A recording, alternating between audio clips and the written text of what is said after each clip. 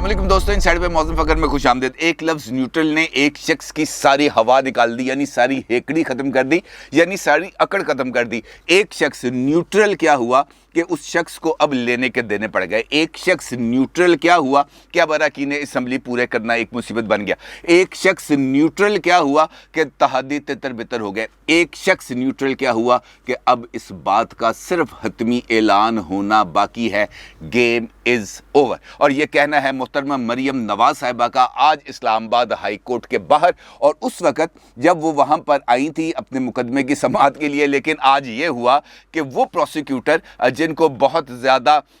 जिसे कहते हैं ना पॉलिश पुलिश करके चमका दमका कर लाया गया था कि जनाब ये वो बंदा है जो मरियम नवाज़ के ऊपर जो मुकदमा है इसको इस तरीके से लड़ेगा कि मरियम नवाज साहिबा अगले पेशी के अंदर ही उनकी जो सज़ा जो मुअत्तल हुई थी वो सज़ा एकदम दोबारा इंटैक्ट हो जाएगी और मरियम साहिबा जेल में चली जाएंगी। लेकिन सिर्फ 30 दिन गुजरने के बाद ही उस शख्सियत यानी अज़हर सिद्दीक एडवोकेट साहब से नैब ने भी हाथ जोड़ लिया। उन्होंने कहा नहीं जनाब तू पारा कम में साढ़े तो असी काम नहीं कर सकते। और उसके बाद आज एक नए प्रोसिक्यूटर का तकर्रर किया गया है जो अब इस मुकदमे को लेके आगे चलेगा। अब देखना यह है कि ये प्रोसिक्यूटर साहब अब कितना अरसा नैब के साथ चलते हैं और किस तरीके से मरियम नवाज साहिबा का ये जो केस है इसको हैंडल करते हैं, क्योंकि अब मरियम साहिबा इस केस को ख़त्म करना चाहती हैं और जो नैब है वो इसके लिए अब डिलेइंग टैक्टिक्स इस्तेमाल करता चला जा रहा है। इस्लामाबाद हाई कोर्ट के बाहर मरियम नवाज साहिबा की प्रेस कॉन्फ्रेंस आज अपने अंदर एक मुख्तलिफ मिजाज भी रखती थी और इस प्रेस कॉन्फ्रेंस के अंदर 3-4 बड़े इंपॉर्टेंट पहलू थे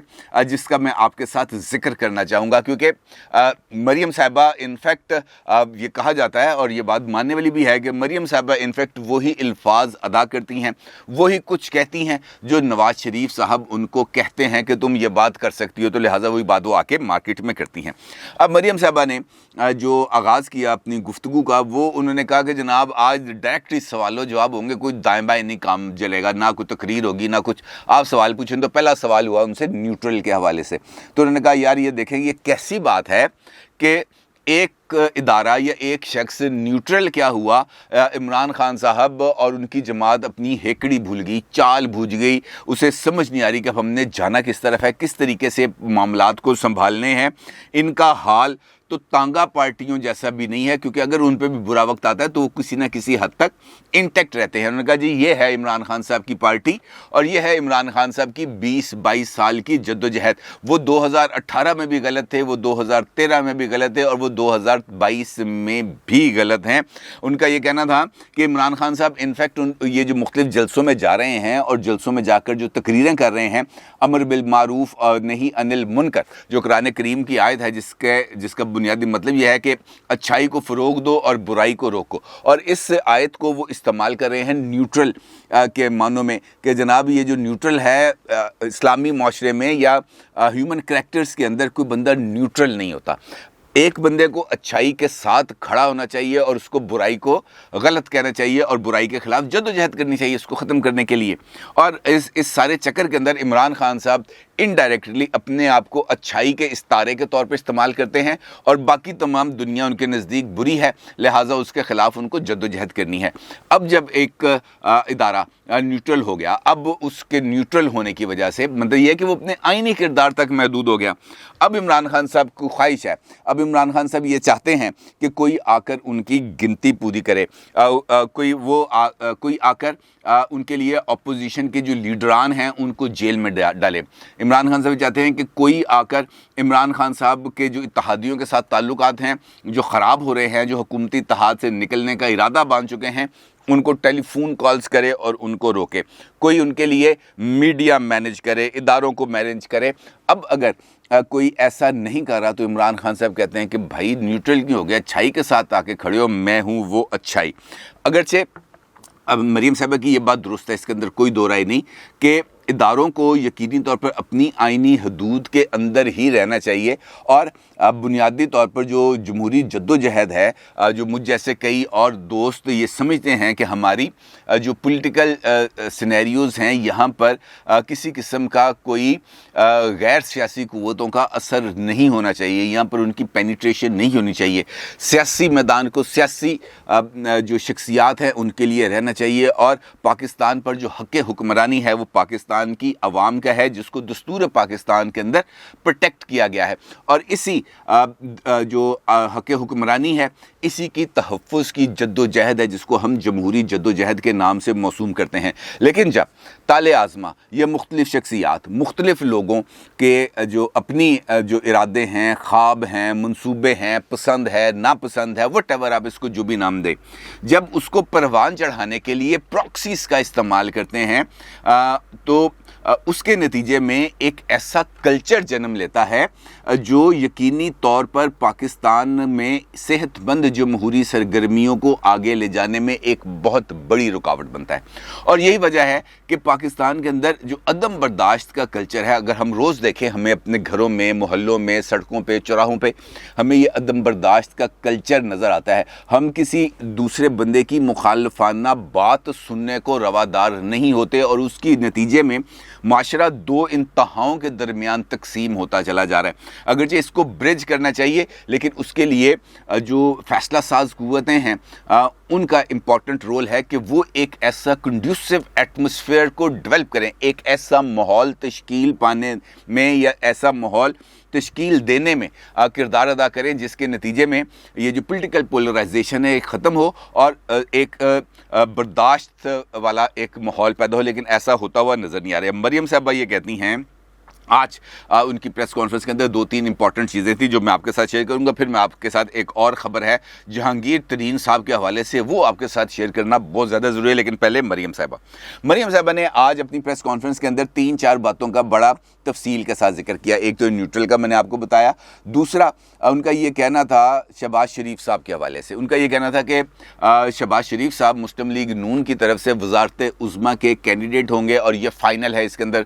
کوئی دو رائے نہیں ہے۔ باقی سیٹ اپ کیا بنے گا عمران خان صاحب کے خلاف تحریک عدم اعتماد کامیاب ہونے کی صورت میں، اس کا فیصلہ تمام جو پولیٹیکل پارٹیز ہیں وہ مل بیٹھ کے کریں گی، اور اس کے علاوہ اور کوئی آپشن اس وقت اویلیبل نہیں ہے۔ اور بات بھی ٹھیک ہے، کیونکہ نیشنل اسمبلی کے اندر اگر ہم دیکھیں تو مسلم league known P T I کے بعد سنگل لارجسٹ پارٹی ہے، اپوزیشن کو وہ لیڈ کر رہی ہے، اور اس کے نمبرز زیادہ ہیں، اور جمہوریت کے اندر بھی یہی ہے کہ جس کے نمبرز زیادہ ہوں اسی کی آگے صورتحال بنتی ہے، اسی کو اقتدار کا حق ملنا چاہیے۔ دوسرا پہلو تھا مسلم لیگ کاف کے حوالے سے۔ مریم صاحبہ سے سوال ہوا کہ کیا آپ چودھری پرویز الہی صاحب کو وزیر اعلیٰ پنجاب بنانے پر آمادہ ہو گئی ہیں، تو جس پر مریم نواز صاحبہ کا یہ کہنا تھا بڑا کیٹیگوریکلی، ان کا یہ کہنا تھا کہ یہ میں اس کے اوپر فیصلہ کرنے والی کون ہوتی ہوں، یہ میرا فیصلہ ہو نہیں سکتا، کیونکہ یہ فیصلہ کرنا ہے میری پارٹی نے، میرے لیڈر نے، اور اپوزیشن جماعتوں نے، میرے لیڈر یعنی نواز شریف صاحب نے، اور جو فیصلہ سب کا ہوگا وہی میرا فیصلہ ہوگا، میں اپنے آپ کو اس فیصلے سے آئسولیٹ نہیں کر سکتی۔ اور ساتھ انہوں نے یہ اعلان بھی کیا کہ نواز شریف صاحب اب بہت جلد پاکستان واپس آ جائیں گے، کیونکہ اب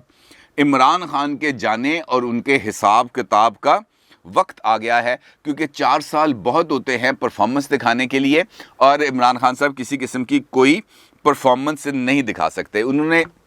ان کا یہ کہنا تھا، جو بات مجھے ان کی آج کی پریس کانفرنس کے اندر بہت اچھی لگی، ایک تو انہوں نے یہ کہا کہ یہ لوگ ہمیں ڈرانے کی کوشش کر رہے ہیں کہ جناب اب میں اگر خطرے ناک ہو گیا تو میں بہت زیادہ حد تک آگے بڑھ جاؤں گا۔ تو ان کا یہ کہنا تھا مریم صاحبہ کا کہ یہ خطرے ناک ہونے والی جو بات ہے نا، یہ انفیکٹ عمران خان صاحب نے اپوزیشن کے لیے نہیں کی، یہ کسی اور کے لیے کی تھی، کیونکہ ہم تو 4 سال کے اندر ہر ایک چیز بھگت چکے، ہم نے جیلیں بھی کاٹ لی، ہم نے کال کوٹریاں بھی دیکھ لی، ہم نے عدالتوں کے چکر بھی لگا لیے، ہم نے وہ جو موت کا وہ جو ہوتا ہے جو سیل ہے، ڈیتھ سیلز، ہم وہاں پہ بھی رہ گئے۔ اب ہمارے لیے ان چیزوں کے اندر کوئی بات ایسی چھپی بھی نہیں رہے گی، اب ان کا ٹائم آنے والا ہے، اب انہوں نے یہ چیزیں دیکھنی ہے، ہمارا ٹائم اوور ہے۔ انہوں نے کہا کہ یہ دیکھیں، یہ مکافات عمل ہے کہ عمران خان صاحب وہ شخصیت ہیں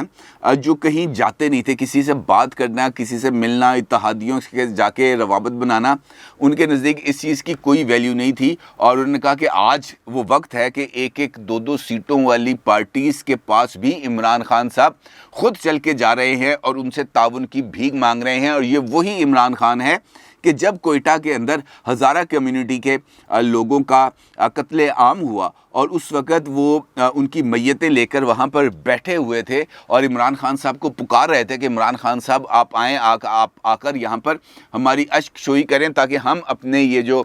پیارے ہیں ان کو سپرد خاک کر سکیں، تو اس وقت عمران خان صاحب یہ کہہ رہے تھے کہ مجھے لاشوں سے بلیک میل نہ کریں۔ اس وقت وہ کہتے تھے کہ میں بلیک میل نہیں ہوں گا، اور آج یہ وقت ہے کہ وہ گلی گلی محلے محلے چکر لگا رہے ہیں اور اپنے لیے حمایت اکٹھا کرنے کی کوشش کر رہے ہیں، اور یقینی طور پر ہمیں کچھ ایسے ہی مناظر دیکھنے کو مل رہے ہیں۔ امپورٹنٹ ایک سوال وہ تھا چودھری نثار صاحب کے حوالے سے، کیونکہ چودھری نثار صاحب کے بارے میں یہ بات اس وقت پھیلی ہوئی ہے کہ وہ بنی گالہ کے انہوں نے کچھ چکر لگائے ہیں، ان کی کوئی ملاقات ہوئی ہے عمران خان صاحب کے ساتھ، اور ان کا یہ کچھ اس قسم کی بات بھی سامنے آ رہی تھی کہ ان کا یہ کہنا ہے کہ پنجاب کے اندر نون لیگ کے میرے پاس اچھے خاصے ایم پی ایز ہیں۔ اس حوالے سے جب سوال پوچھا گیا مریم صاحبہ نے، تو مریم صاحب نے کہا کہ یہ کی مذاق کر رہے ہیں، کیا مضحکہ کے سوال ہے، نیکسٹ کویسچن پلیز۔ یعنی مریم صاحبہ نے ایک مرتبہ پھر چودھری نثار صاحب کو برے طریقے سے نظر انداز کر دیا۔ اب پولیٹیکل جو ڈیولپمنٹس ہیں یہ کسی کے آنے جانے سے، ارریلیونٹ ہونے سے رکتی نہیں ہیں۔ البتہ جو لوگ سیاست سے ارریلیونٹ ہو جاتے ہیں یا پیچھے چلے جاتے ہیں، پھر ان کو دوبارہ پالیٹکس میں آنے کے لیے ایک بڑے دھماکے کی ضرورت ہوتی ہے۔ اگر ہم دیکھیں چودھری نثار ماضی کے اندر ایک بڑا نام رہ چکے ہیں، لیکن وہ اپنی کچھ عادات کی وجہ سے اس حد تک پیچھے چلے گئے کہ اب ان کو واپس آنے کے لیے، مین سٹریم پالیٹکس میں آنے کے لیے، مین رول پلے کرنے کے لیے ان کو ایک بہت بڑے بینک کی ضرورت ہے، اور دیکھنا یہ ہے کہ عمران خان صاحب ان کو یہ بینک فراہم کریں گے، کیونکہ اس وقت تو خود ان کے لیے اپنی سروائیول بہت مشکل بنی ہوئی ہے۔ لیکن ایک خبر ہے بڑی عجیب و غریب خبر، وہ ہے جہانگیر ترین صاحب کے حوالے سے، اور اس خبر کا انکشاف کیا ہے ایم کیو ایم کے کنوینر خالد مقبول صدیقی صاحب نے کل کراچی کے اندر، جہاں پر ان کا جنرل کونسل کا اجلاس تھا، اور اس کے اندر انہوں نے انکشاف کیا کہ جہانگیر ترین صاحب کا ان کو فون آیا تھا اور انہوں نے حکومتی اتحاد کا حصہ بننے کے لیے ان سے رابطہ کیا، خالد مقبول صدیقی صاحب سے، کہ جناب آپ حکومتی اتحاد کا حصہ بن جائیں۔ اب بات تو بڑی عجیب سی لگ رہی ہے، کیونکہ میں نے چونکہ وہ ایگزیکٹ ان کی بات ٹی وی پر تو سنی ہے، لیکن اس بات کی آگے انہوں نے وضاحت نہیں کی کہ یہ جو فون آیا تھا یہ اس وقت آیا تھا جب حکومتی اتحاد 2018 میں بن رہا تھا، یا اب آیا ہے لندن سے جب حکومتی اتحاد ٹوٹ رہا ہے۔ البتہ اگر یہ ایسی صورتحال ہے، کیونکہ لاہور کے اندر بھی کچھ ایسی سرگرمیاں پائی جا رہی ہیں جہانگیر ترین گروپ کے حوالے سے کہ وہ ان کے اب حکومتی کچھ شخصیات کے ساتھ اون چودھری صاحب کے ذریعے کچھ رابطے تیز ہو گئے ہیں، مراد راز صاحب کے ساتھ ان کی بہت زیادہ ملاقاتیں ہو رہی ہیں، اور ان کو کچھ اس بات کے اشارے مل رہے ہیں کہ جناب